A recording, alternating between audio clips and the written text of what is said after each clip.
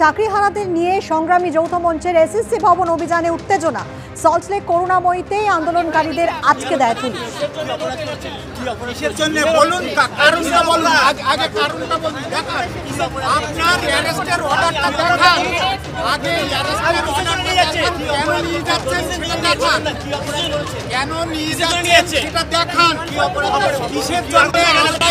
দাঁড়িয়ে থাকতে পারবো না কেন? না তা বলেননি আপনি। আপনি বলেছেন আপনি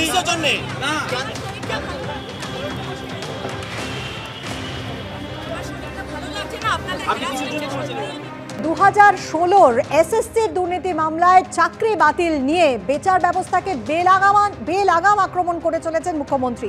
হাইকোর্টের দ্বারস্থ হলেন বিকাশ রঞ্জন ভট্টাচার্য। মুখ্যমন্ত্রীর মন্তব্যের বিরোধিতায় হাইকোর্টের দ্বারস্থ আইনজীবী বিকাশ রঞ্জন ভট্টাচার্য। হলফনামা দাখিলের নির্দেশ দিয়েছেন হাইকোর্টের প্রধান বিচারপতি। বিজেপি নেতা কৌস্তভ বাগচির পর এবার আদালতের দ্বারস্থ বিকাশ রঞ্জন ভট্টাচার্য। আপনারা জানেন, ঐতিহাসিক রায় সোমবার দেয় কলকাতা হাইকোর্ট। 2016 সালের এসএসসি দুর্নীতির মামলার রায়দান হয় এবং সেই রায়তে প্রায় 26,000 জন চাকরি প্রাপকদের চাকরি বাতিল হয়ে যায়। গোটা প্যানেলটাই বাতিল করে দেওয়া হয় এবং তারপর থেকে একের পর এক জনসভায় বিচার ব্যবস্থাকে বেলাগাম আক্রমণ করে চলেন মুখ্যমন্ত্রী।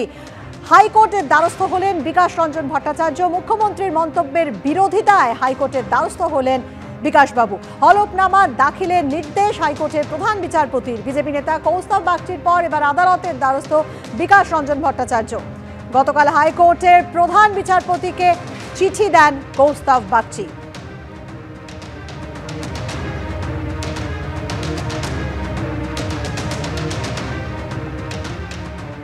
বিচার ব্যবস্থাকে আক্রমণ করে মমতা বন্দ্যোপাধ্যায় কি বলেছিলেন শোনাবো আপনাদের।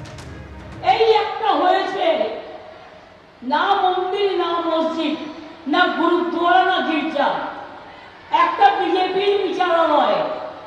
বিজেপি যেটাকে বসে বিচার করে রাজনৈতিক বিচার, এবং সেখানে বসে বসে অন্য লোকে ফিল করলে দেবে তাকে কি, আর বিজেপি ফিল করলে ব্যাস, বিজেপি ফিল করলে জেল, অন্য কেউ ফিল করলে জেল।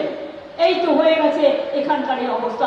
বলুন, আপনারা যারা রায়টা দিচ্ছেন, এই রায়টা সারা জীবন আপনারা যারা চাকরি করেছেন তাদের টাকা যদি ফেরত দিতে বলা হয়, পারবেন দিতে?